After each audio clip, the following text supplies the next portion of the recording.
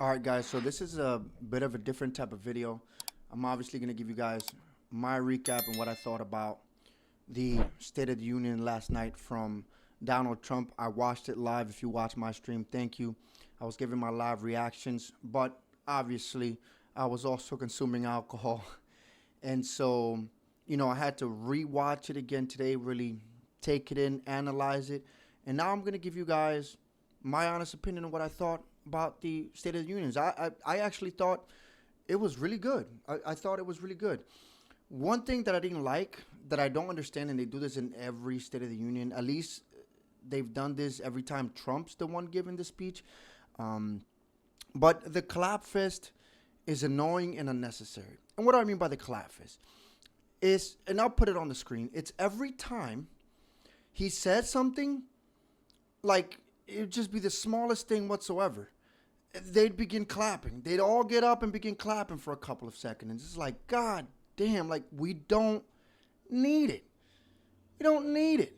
But I understand Trump likes, admiration and adoration. So obviously they're going to play to his character and they're going to do the things that he likes. Obviously he wasn't one to give the speech, but I just thought that the clap fest was over the top and unnecessary. Well, first of all, I want to start by saying that obviously the Democrats did not like this speech. Most of them were in the crowd pouting, and they refused to stand and clap for most of the things that Trump said. That is simply a fact. They got up for a few things, but for most of the things that he said, they just stayed seated and refused to stand up. And there was one in particular that I'm going to mention later in this video that I thought was an absolute, literal layup for them. And their hatred of Trump literally stopped them from actually getting up and cheering for this. Stay tuned so you know what I'm talking about, because I will tell you guys later. Well, to begin with, obviously, Al Green got kicked out again from the State of the Union address.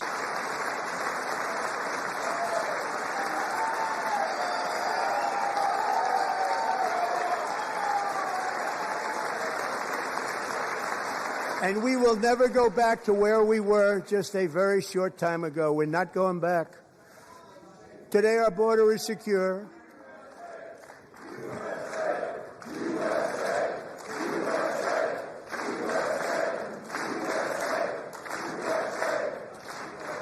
Thank you.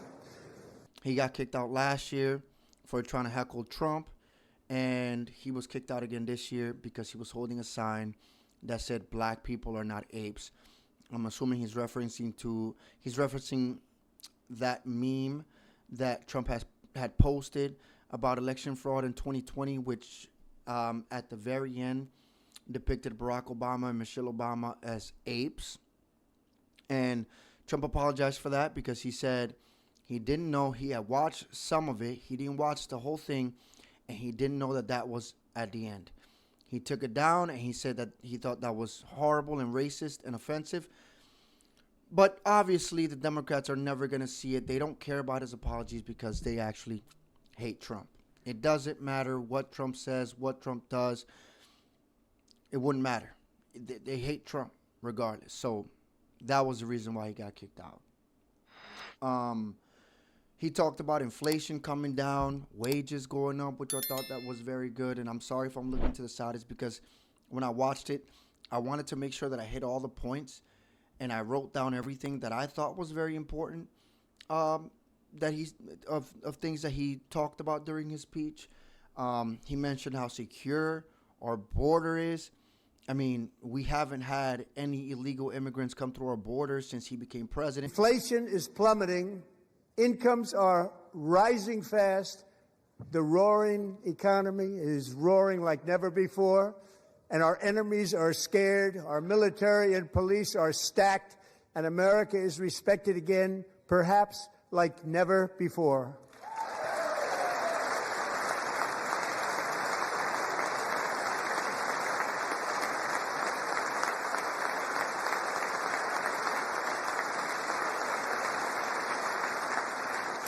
After 4 years in which millions and millions of illegal aliens poured across our borders, totally unvetted and unchecked, we now have the strongest and most secure border in American history by far.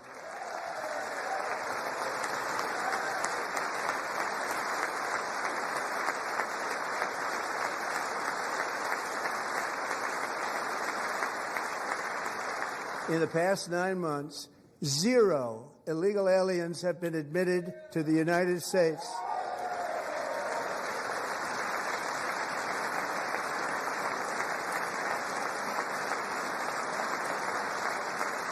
The flow of drugs are down.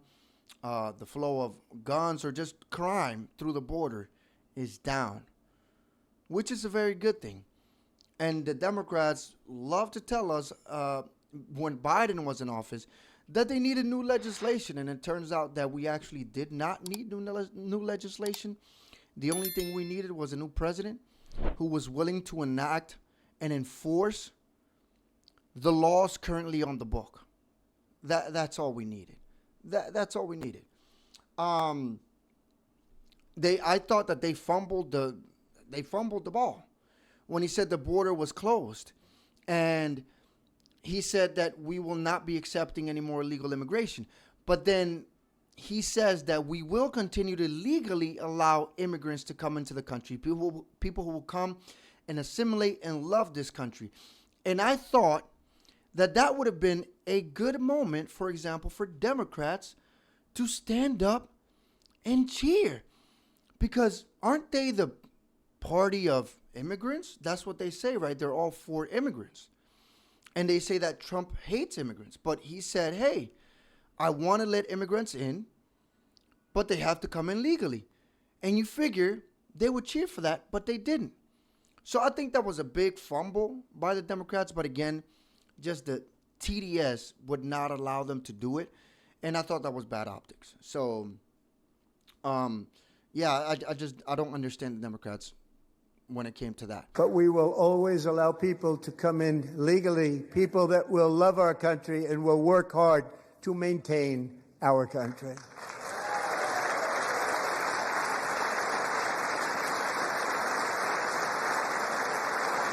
He talked about the stock market and the Dow shattering records, which I thought was very good, because again, a lot of people's retirements are tied to the stock market through 401ks.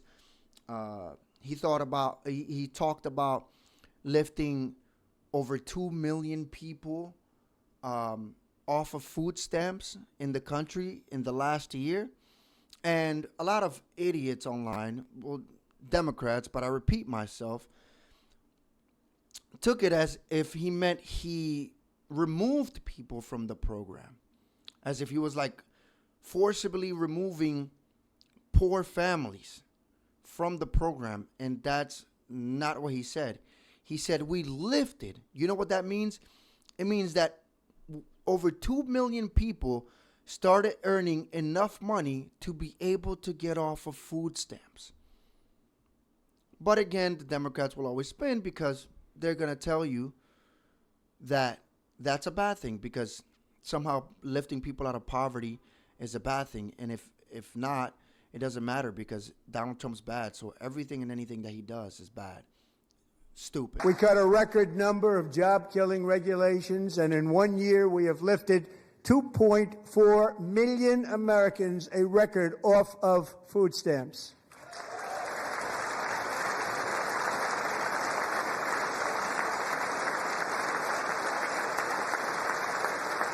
And for all of these reasons, I say tonight, members of Congress, the state of our union is strong.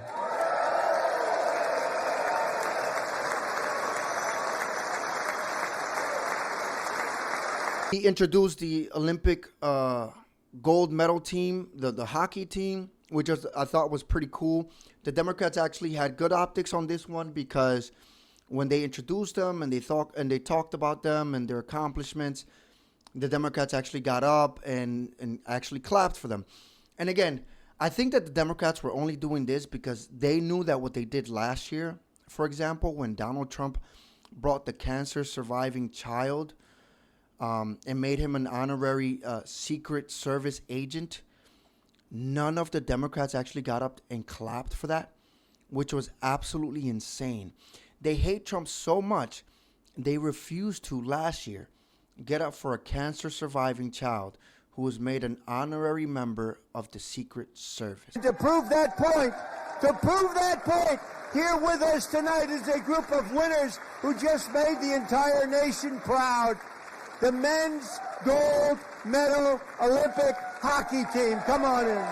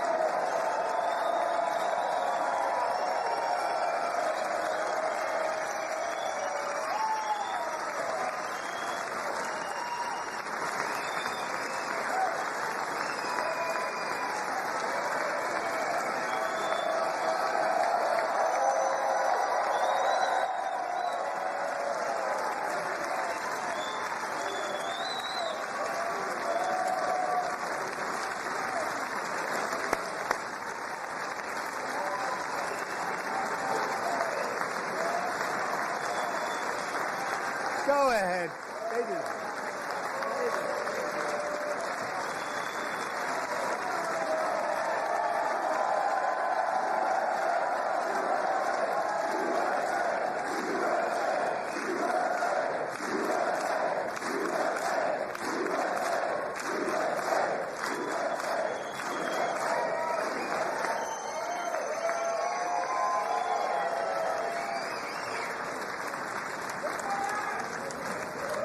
That's the first time I've ever seen them get up.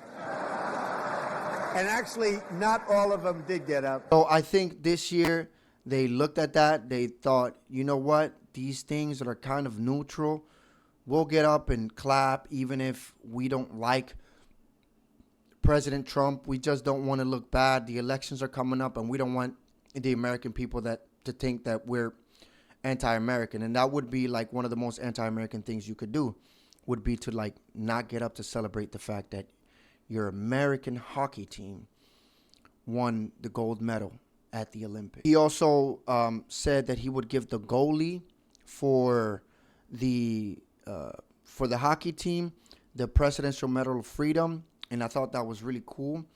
I thought he deserved it. Obviously, they say I don't watch hockey, and I didn't watch the game. They say he played a hell of a game.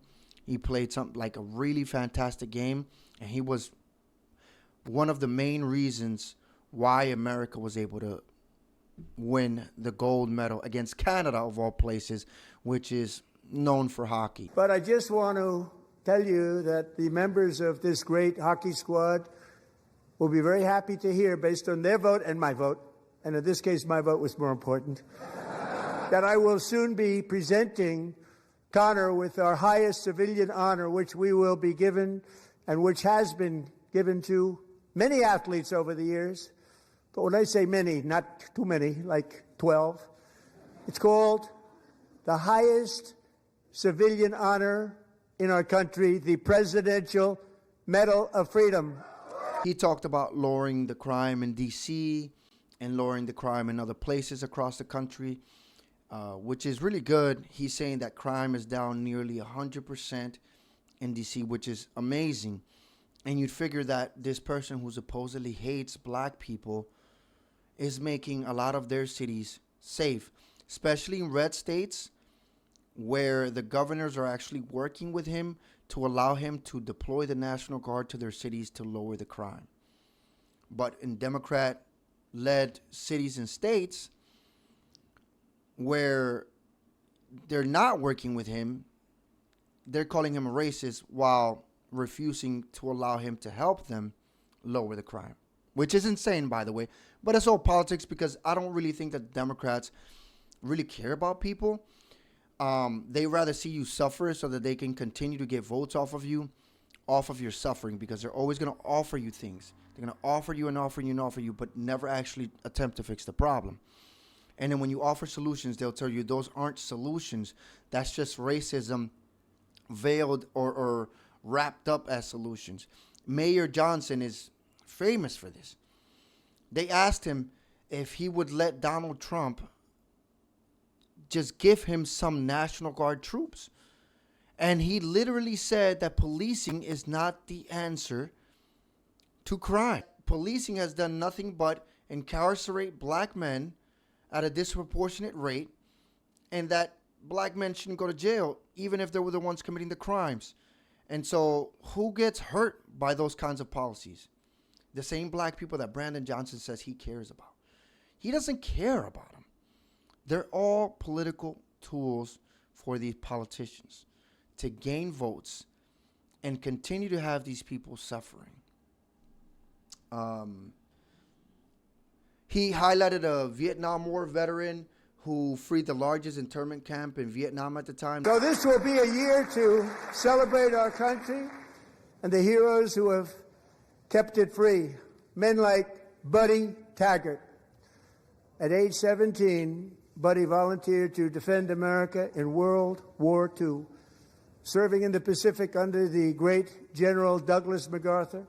He fought bravely in the famous Battle of Manila, worked so hard. He was badly wounded and almost killed by enemy machine guns in Luzon. And 81 years ago this month, he liberated the largest internment camp in the Philippines, one of the largest anywhere in the world.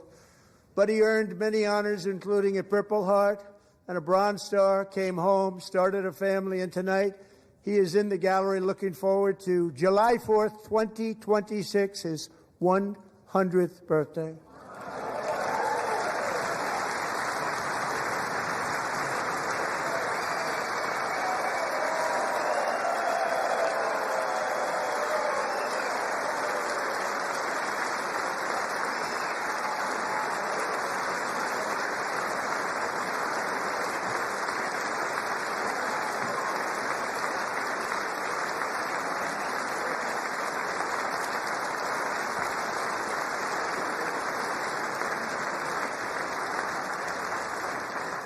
So, Buddy, you're a brave man, and we salute you. Even in times of challenge, setback, and immense heartache, the spirit of 1776 has always shone through very brightly. And talked about a sailor who saved over 100 lives in the horrific Central Texas flood that claimed many lives last year at that girl camp. I was there. I'm from Central Texas. I wasn't there, but it was obviously, it was national news, but it's very big in Central Texas. It was actually very, very horrific. It was July 4th of last year when floodwaters tore through a girls' summer camp in Central Texas. One of the worst things I've ever seen. I was there, rising 26 feet in the matter of minutes, tragically claiming many, many lives. You all remember that one. As the waters threatened to sweep her away, 11-year-old Millie Kate McClelland closed her eyes and prayed to God. She thought she was going to die.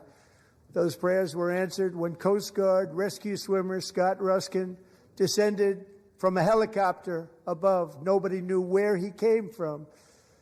It was Scott's first ever rescue mission, a young guy, but very brave, very, very top, always top in his class, and he lifted not just Millie Kate, but 164 others to safety.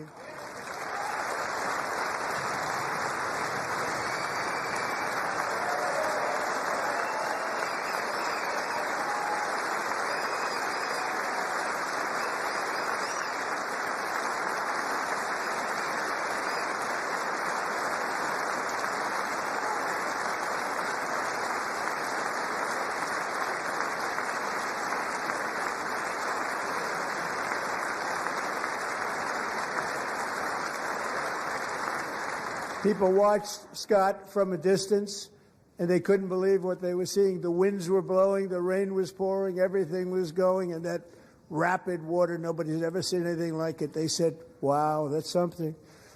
Tonight, Scott and Millie Kate are here together, reunited for the very first time. Thank you, Scott, Millie Kate. And then he proceeded to award him the Legion of Merit, which is one of the highest military honors that you can give a service member, you know, apart from like the Medal of Honor. And Petty Officer Ruskin, I'm pleased to inform you that I am now awarding you the Legion of Merit for extraordinary heroism, which is what it was, extraordinary heroism. Thank you.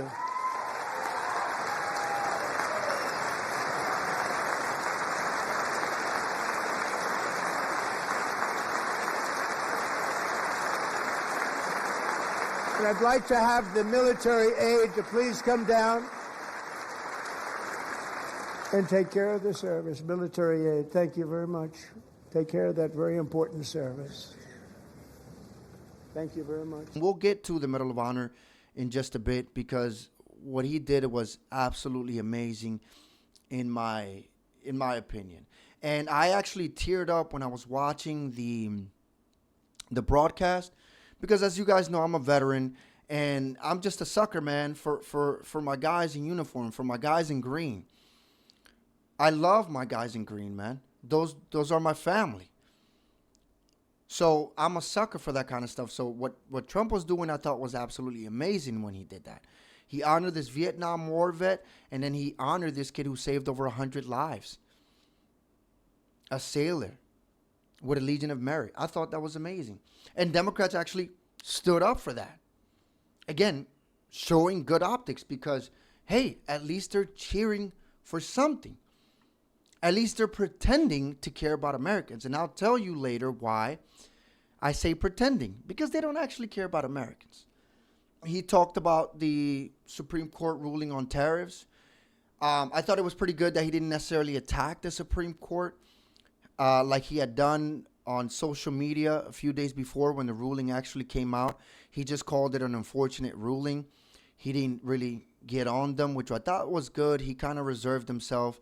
He didn't try to go too hard at the Supreme Court.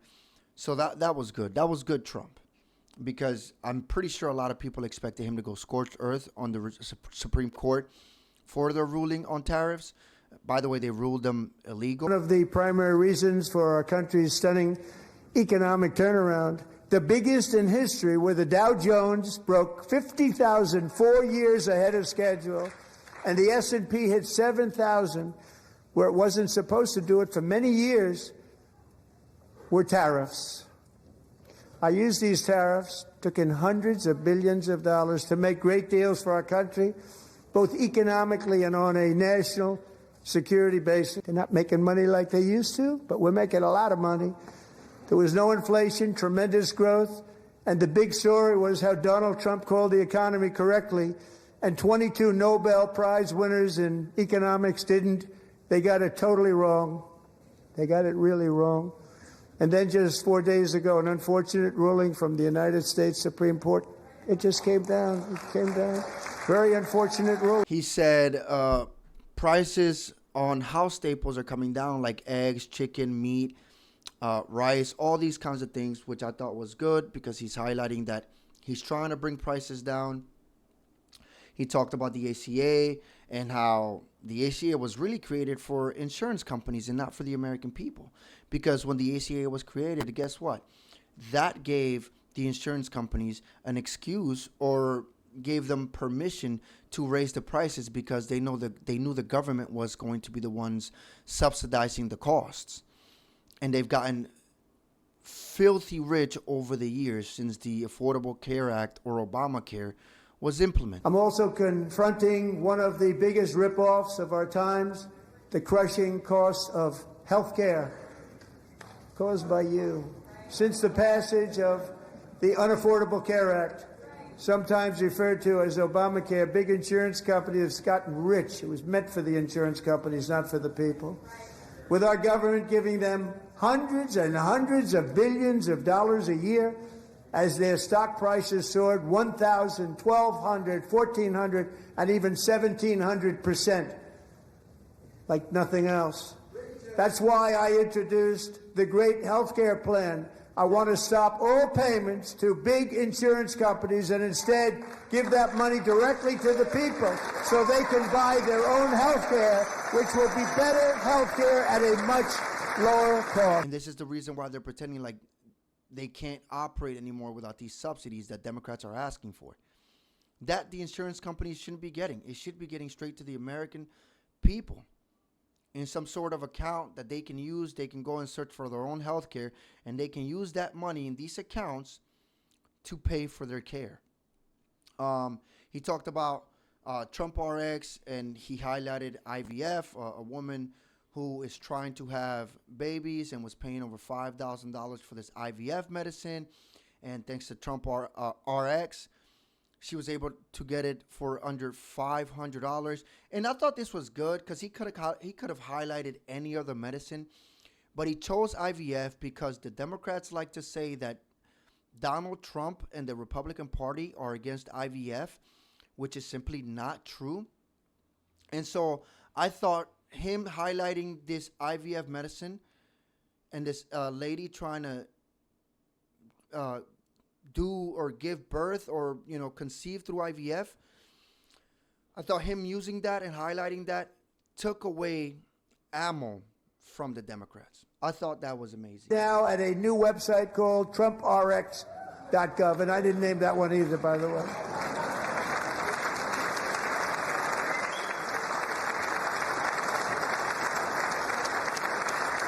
And here tonight is the very first customer ever to get that big discount, and it is big, Catherine Rayner. For 5 years, she and her husband have struggled with infertility, and they turned to IVF.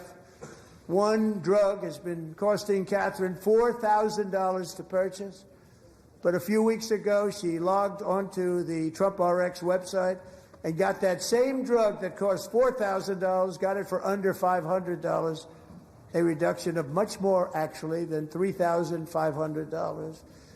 Catherine, we are all praying for you, and you're going to be a great mom.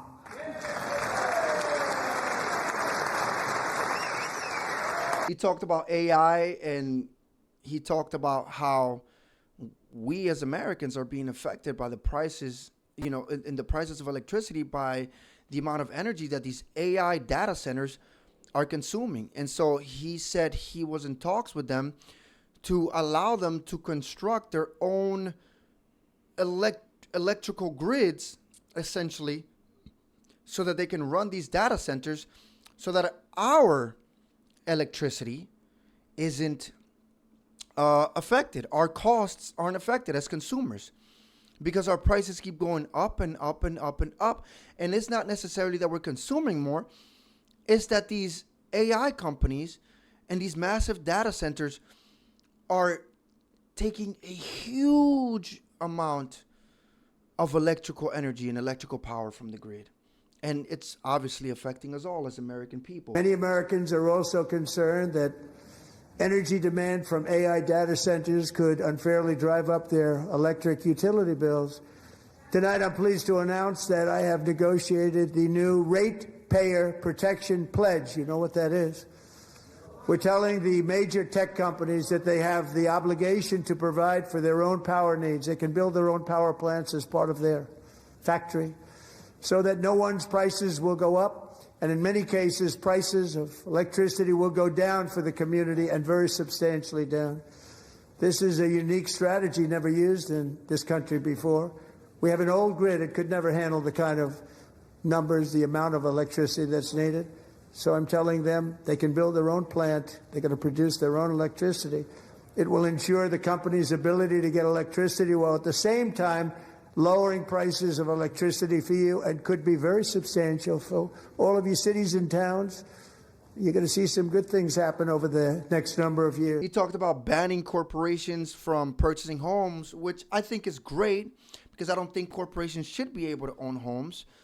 Not in the sense of like how BlackRock and all these other corporations are doing it, where they're trying to make the American citizen a renter for life. Luckily, I own my own home. I was able to buy my own home, but I think this is good, and it highlights the fact that Trump actually cares about people being able to own homes and being able to afford the American dream. Another pillar of the American dream that has been under attack is home ownership. With us tonight is Rachel Wiggins, a mom of two from Houston.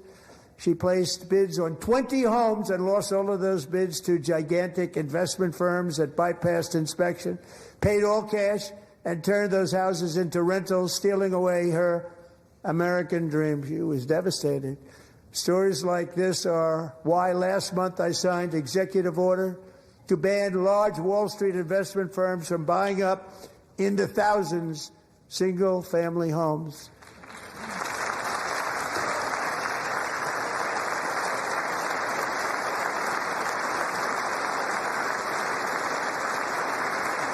And now I'm asking Congress to make that ban permanent, because homes for people, really, that's what we want. We want homes for people, not for corporations. Corporations are doing just fine. Racel, thank you very much. Good luck with your home. You'll get one soon. He talked about banning insider trading, and Democrats actually clapped, surprisingly. They actually were for this.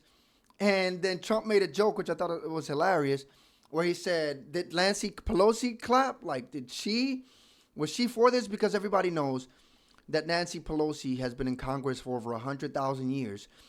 And she went from literally having no net worth to being worth hundreds of millions of dollars.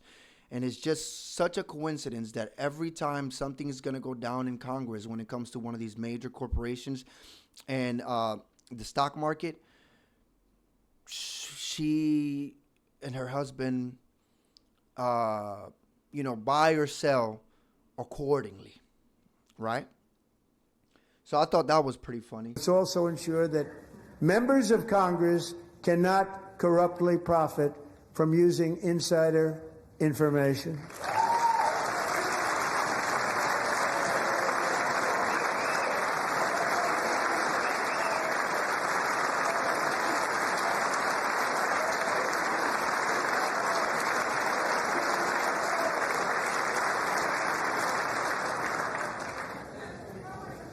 They stood up for that. I can't believe it.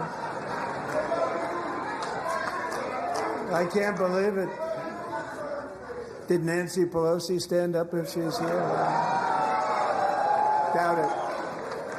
Pass the Stop Insider Trading Act without delay.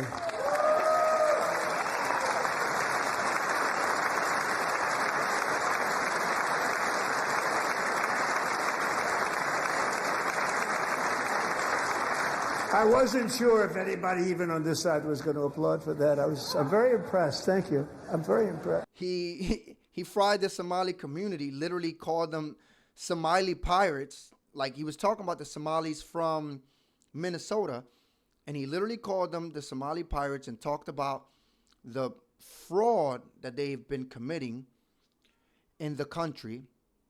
And I thought it was hilarious because when he called them Somali pirates, the cameras panned over to Ilhan Omar, and you could see that she was ready to cry. She was so mad that he was calling Somali people Somali pirates. And I mean, that's what they're doing. They were stealing money from the government from the taxpayer.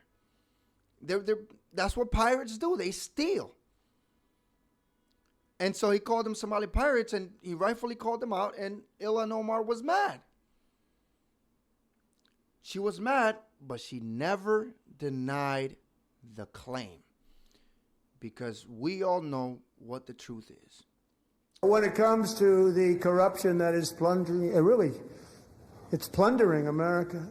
There's been no more stunning example than Minnesota, where members of the Somali community have pillaged an estimated $19 billion from the American taxpayer. Oh, we have all the information. And in actuality, the number is much higher than that. And California, Massachusetts, Maine, and many other states are even worse. This is the kind of corruption that shreds the fabric of a nation, and we are working on it like you wouldn't believe. So tonight, although started 4 months ago, I am officially announcing the war on fraud to be led by our great Vice President J.D. Vance.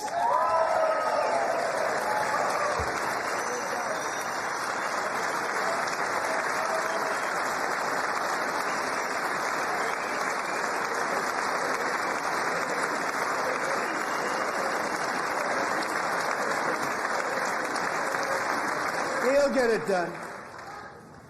And if we're able to find enough of that fraud, we will actually have a balanced budget overnight. It'll go very quickly.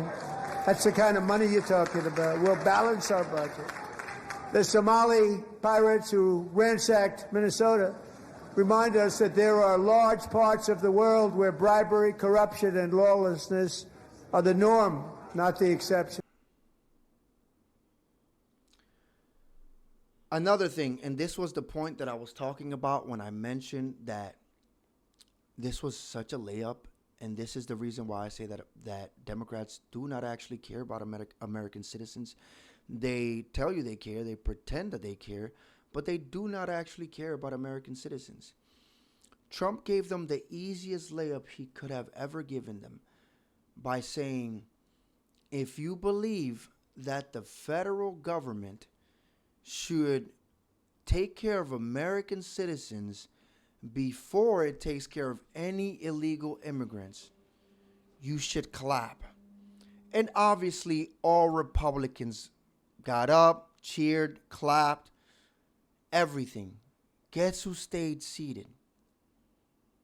All of the Democrats.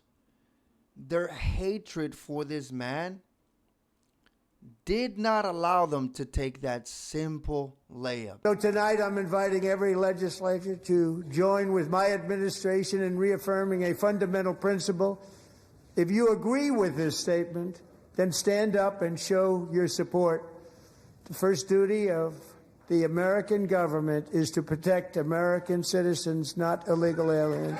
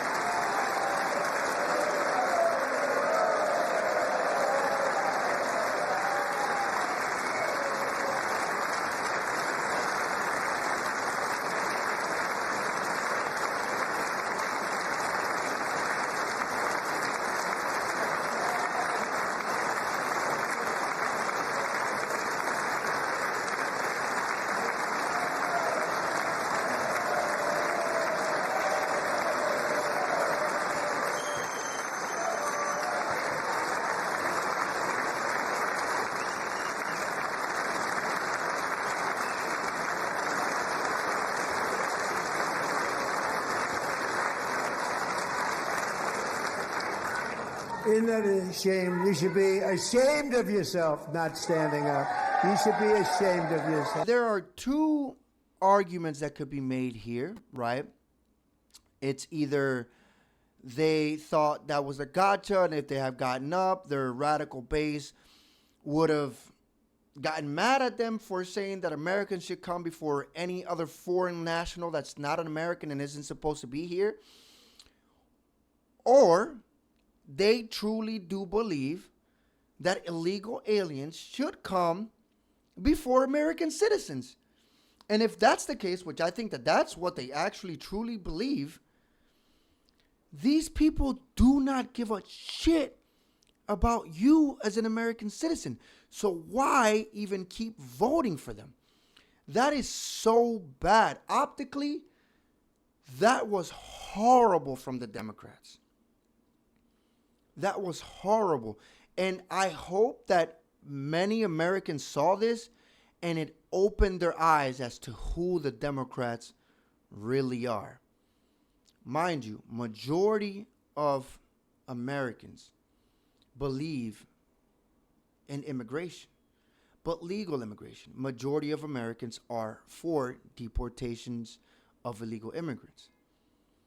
Yet somehow the Democrats couldn't bring it upon themselves to actually get up and agree with this one point that majority of Americans already agree with. How insane is that? He talked about the Save America Act and how we must pass it, and he accused the Democrats of cheating. He said that 89% of Americans agreed with having voter ID, and it's not quite 89%. You know, Trump likes to inflate the numbers, but it is 80% of Americans do believe that we should have voter ID, yet for some reason Democrats are against it. And again, it comes back to him accusing them of cheating, because why would you not want to pass this? Why would you not want to pass this? Your own constituents, majority of Democrats agree with this. Is it because you're cheating? Or is it because you're making these excuses and basically saying that women are too stupid to be able to get IDs and that minorities are too stupid to go be able to get IDs? And I just don't understand how you as a woman or as a minority can see them making that argument and think, I'm going to continue to vote for these. Because these people actually think you're stupid. First of all, they don't like you. They prefer illegal immigrants over you. And then they think you're too stupid to go get an ID for you to be able to vote. Or not just vote, but to register. To register to vote. Because all they want to do is verify that you're an American citizen when you register to vote, and that when you go vote, you're an American citizen because you registered with the documents that they're asking for. And the excuses are just that. They're excuses. But again, Trump played them like a fiddle.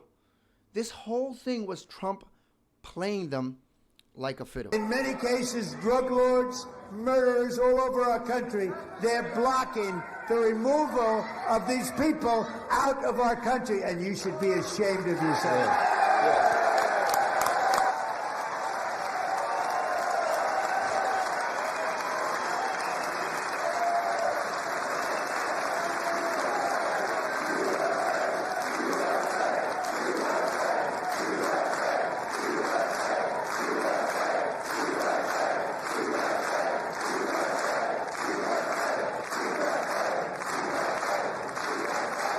And perhaps most importantly, I'm asking you to approve the Save America Act.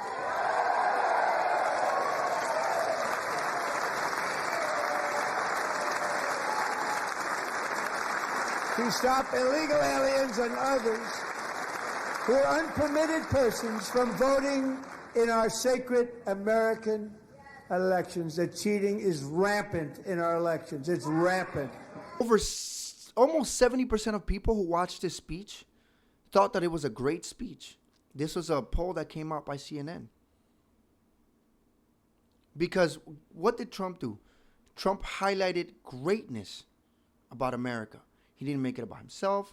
He didn't make it about policy. He didn't make it about things that Americans aren't really concerned about.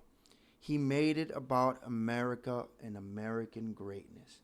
He denounced political violence. You know, he paid tribute somewhat to Charlie Kirk, who was obviously killed by the hands of a deranged lunatic in an act of political violence.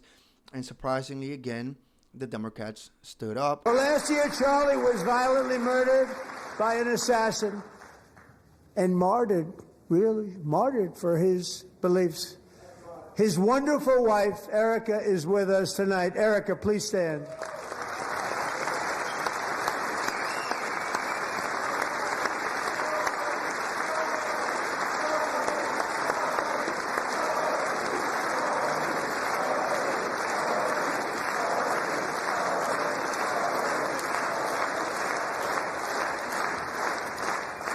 Thank you, Erica. been through a lot. In Charlie's memory, we must all come together to reaffirm that America is one nation under God, and we must totally reject political violence of any kind.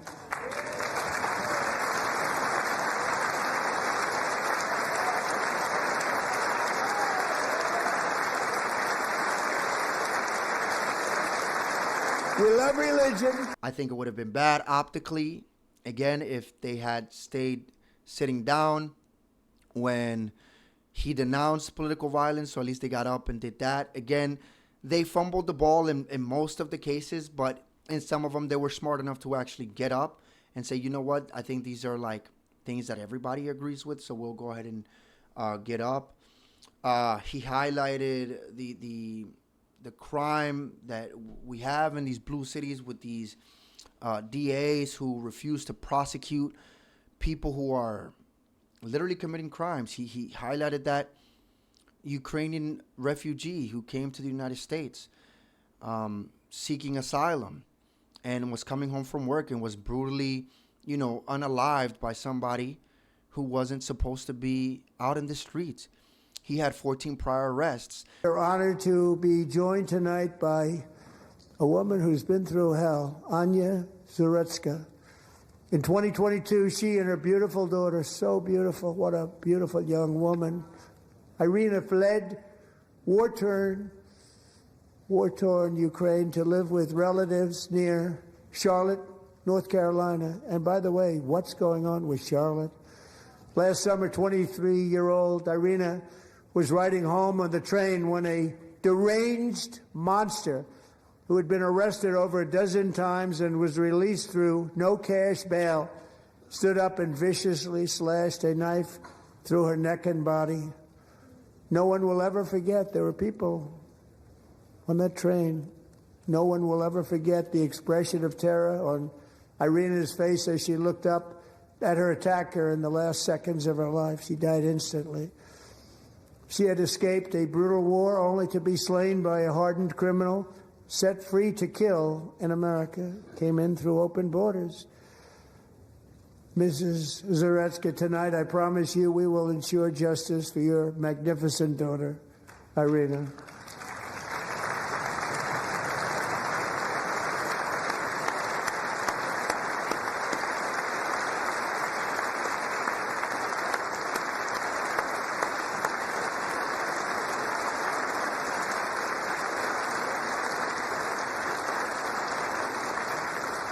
Now, Trump made a boo-boo, and I don't know if he did it on purpose or if it was, if it was unintentional. But he said that the guy was an illegal immigrant, which he was not. It was a black guy. So I wonder if he did that on purpose to get the news to talk about it wasn't an illegal immigrant. It was a black guy, which kind of plays into his hand. But I'm pretty sure the legacy media ignored it anyways and just didn't mention it at all. They kind of just let that slip. He honored the two service members. Again, sucker for my boys in green. He honored the two service members who were shot in the head in D.C., honored the parents of the fallen one, and honored the surviving member. And they presented him with a Purple Heart, which I thought was great. I think something that could have been done better in this situation was they should have presented the parents of the female that was slain with her Purple Heart. I think that would have been a nice touch. But again, I don't know if that's against Army regulation. I was in the Army, but obviously I don't know all the regulation. I wasn't JAG. So maybe that's the reason why. But I thought that would have been really nice to present the parents with her Purple Heart. Because they presented him with his Purple Heart, even though he was alive. Would have been nice if she got hers right there. Well, if it was presented to their parents. Starting last summer, I deployed our National Guard and federal law enforcement to restore law and order to our most dangerous cities, including Memphis, Tennessee, big success, New Orleans, Louisiana, big success, and our nation's capital itself, Washington, D.C., where we have almost no crime anymore in Washington, D.C. How did that happen? I don't like to hear that. one of sick people, one of the brave service members who helped achieve this stunning turnaround was 20-year-old West Virginia Army National Guard Specialist Sarah Beckstrom. After a 4-month deployment, she voluntarily extended her service, and her rank was going to be lifted. She was doing so well. They were so proud of her. But the very next day, she was on patrol near the White House when she was ambushed and shot in the head by a terrorist monster from Afghanistan. Shouldn't have been in our country. And all because she wore the uniform of our nation. She was shot. Sarah Beckstrom died in order to defend our capital, and we are honored to be joined by her wonderful parents, Gary and Eva Lee. Your daughter was a true American patriot, and she will be greatly missed. She was a great person. I saw reports on her that never seen anything like it.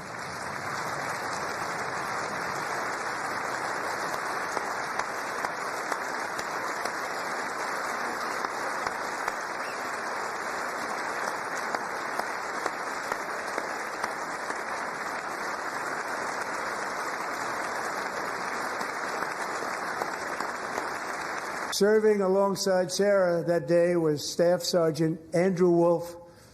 The terrorist shot Andrew in the head. He was given almost no chance. She said, "I have no doubt, sir, he's going to be okay." This was a conversation that I had with her that night, with her son laying helplessly in bed, blood all over. "Everybody is praying," she said. "Sir, he will be okay." The doctors didn't understand what she was saying, and after looking at the results of the damage done, neither did I.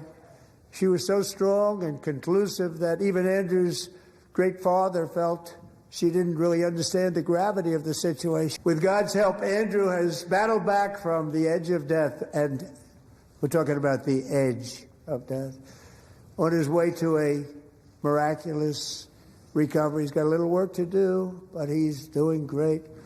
Nice to see you. He's a good-looking guy. Nice to see you. Thanks, Andrew.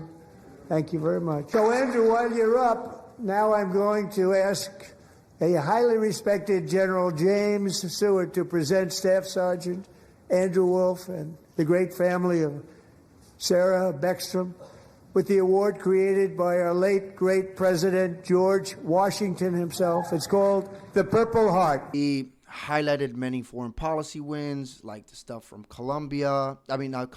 Venezuela, to the things that are going on in Iran, in the two Doritos that went flying overhead and took out their nuclear facilities, to all of the wars that he's ended since he's become president in 1 year. My first 10 months, I ended 8 wars, including Cambodia. Isn't it funny? You're sick people. Cambodia and Thailand, Pakistan and India would have been a nuclear war. 35 million people said the Prime Minister of Pakistan would have died if it were not for my involvement. Kosovo and Serbia, Israel and Iran, Egypt and Ethiopia, Armenia and Azerbaijan, the Congo and Rwanda, and of course the war in Gaza, which proceeds at a very low level. It's just about there. And I want to thank Steve Witkoff and Jared Kushner for your help. Thank you, Steve. Thank you, Jared.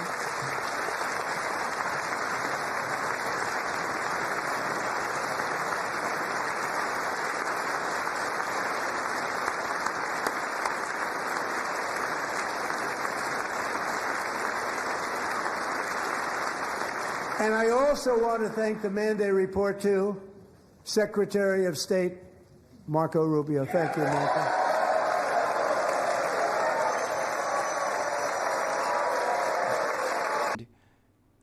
To pretty much wrap it up, he gave one of the pilots who went on that dangerous mission to go capture Maduro the Medal of Honor because he was injured in combat. I thought that was amazing. And then he made it a twofer, which made me again tear up when he presented a pilot from World War II a Medal of Honor as well. He was 100 years old. I thought that was amazing. And there were many heroes on that January raid to capture Maduro, really great heroes. It was very dangerous. They knew we were coming. They were all set. But the deeds of one warrior that night will live forever in the eternal chronicles of military valor. Chief Warrant Officer 5, Eric Slover, planned the mission and was the flight lead in the cockpit of the first helicopter, a big, beautiful, powerful helicopter. It was a massive Chinook carrying, as you can imagine, many, many American warfighters. Wearing the dog tags, his wife Amy had blessed with holy water before he left. She knew it was going to be a rough one. Eric steered the Chinook under the cover of night and descended swiftly upon Maduro's heavily protected military fortress. This was a major military installation, protected by thousands of soldiers and guarded by Russian and Chinese military technology. How did that work out? Not too good. While preparing to land, enemy machine guns fired from every angle, and Eric was hit very badly in the leg and hip, one bullet after another. He absorbed 4 agonizing shots, shredding his leg into numerous pieces. And yet, despite the fact that the use of his legs was vital to successful helicopter flight, legs are the most important part of flying a helicopter, to deliver the many commandos who would capture and detain Maduro was the only thing Eric was thinking about. Then, even as he was gushing blood, which was flowing back down the aisle, helicopter lands at a steep angle. The machine guns stood right in front of him. They were right in front of him, 2 machine gunners who escaped the wrath of the previous planes. Eric maneuvered his helicopter with all of those lives and souls to face the enemy and let his gunners eliminate the threat. Turned the helicopter around so the gunners could take care of business, saving the lives of his fellow warriors from what could have been a catastrophic crash deep in enemy territory. Only after safely landing the helicopter with all the warriors aboard in the exact right spot, which was vital to the mission. We probably would have had to maybe cancel the mission if that didn't happen. Eric told his co-pilot, also wounded, but not as gravely, to take over. I'm about ready to pass out. The success of the entire mission and the lives of his fellow warriors hinge on Eric's ability to take the searing pain. It was unbelievable what's happened to his legs of the bullets and keep on flying and landing, and people knew what was happening. Everybody in the back of the helicopter knew because they saw the blood pouring down the aisle. Chief Warrant Officer Slover is still recovering from his serious wounds, but I'm thrilled to say that he is here tonight with his wife Amy, Eric, and Amy, come on in.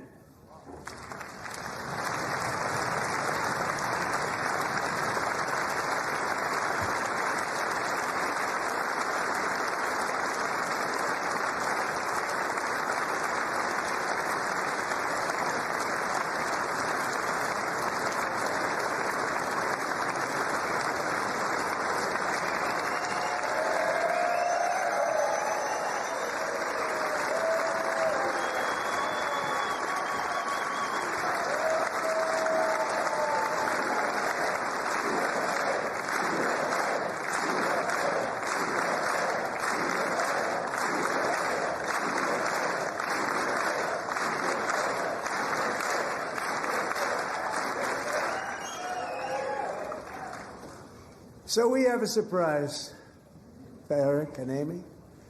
In recognition of Eric's actions above and beyond the call of duty, I would now like to ask General Jonathan Braga to present Chief Warrant Officer Slover with our nation's highest military award, the Congressional Medal of Honor.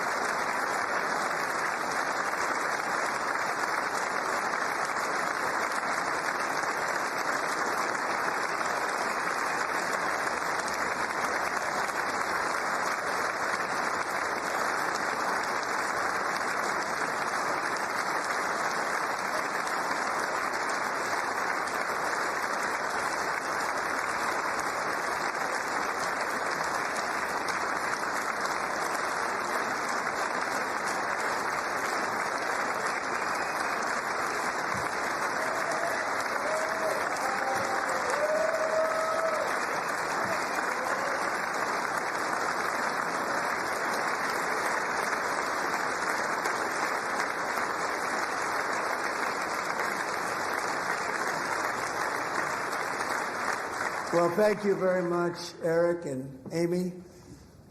Great to get to know you. I met with them and with a lot of their fellow warriors at Fort Bragg recently. You notice the name Fort Bragg. We have it back. We brought it back. We won the First World War with it, the Second World War with it, and then they decided to change the name. So we changed it back. Everybody wanted to change back, too. And 10 of Eric's fellow warriors from that incredible night of victory will also be receiving medals at a private ceremony that will soon be held at the White House. And Eric will be there. Thank you.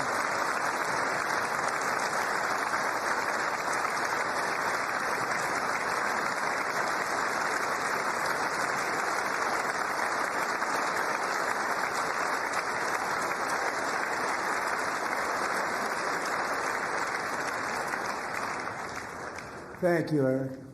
That's a big one. Tonight we've celebrated many truly extraordinary American patriots, but there is one last living legend to honor before we go. He is one more heroic American aviator, Navy fighter pilot. Royce Williams served in World War II, Korea, Vietnam, flying more than 220 missions. In the skies over Korea in 1952, Royce was in the dogfight of a lifetime, legendary dogfight. Flying through blizzard conditions, his squadron was ambushed by 7 Soviet fighter planes. It was his first aerial combat of the war, and despite being massively outnumbered and outgunned, Royce led the takedown of 4 enemy jets and almost destroyed the others, vanquishing his adversaries while taking 263 bullets to his own plane and being seriously hurt. His story was secret for over 50 years. He didn't even want to tell his wife, but the legend grew and grew. But tonight, at 100 years old, this brave Navy captain is finally getting the recognition he deserves. He was a legend long before this evening. Royce, please stand up, and I will ask the First Lady of the United States to present Captain Royce Williams with his Congressional Medal of Honor. Then he wrapped it up by giving, his final words about how America's great and how we've always been a proud country full of innovative people and how we're the greatest nation on earth. And overall, like I said, I thought it was a great speech. He didn't really attack too many people. He did attack the Democrats, but I thought he attacked them in a tactical way, in a way that would have resonated with everyone watching. Thank you. 250 years is a long time in the life of a nation, but in another sense, it's really a mere moment in the eye of history. 2 of the gentlemen we met in the gallery this evening took their first breaths 1 century ago. 100 years before that, on July 4th, 1826, the author of the Declaration of Independence, brilliant, Thomas Jefferson, drew his last breath. Just a single long human lifespan separates the giants who declared and won our independence from the heroes who stand among us tonight. Everything our nation has done, everything we have achieved, has been the work of those few great lifetimes. In those brief chapters, Americans built this nation from 13 humble colonies into the pinnacle of human civilization and human freedom, the strongest, wealthiest, most powerful, most successful nation in all of history. Americans ventured out across the daunting and dangerous continent.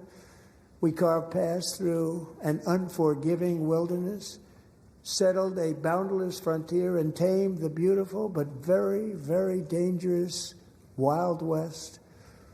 From empty marshes and wide open plains, we raised up the world's greatest cities. Together we mastered the world's mightiest industries and shattered history's monstrous tyrannies. And we liberated millions from the chains of fascism, communism, oppression, and terror.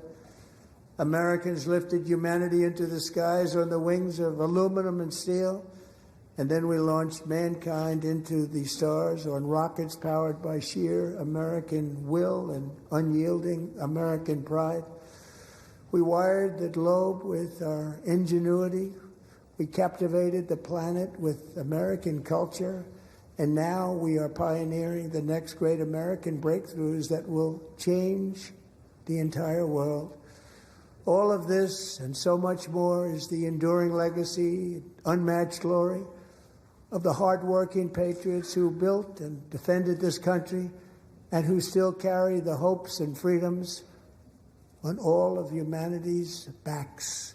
For years they were forgotten, betrayed, and cast aside. But that great betrayal is over, and they will never be forgotten again. Because when the world needs courage, daring, vision, and inspiration, it is still turning to America. And when God needs a nation to work his miracles, he knows exactly who to ask.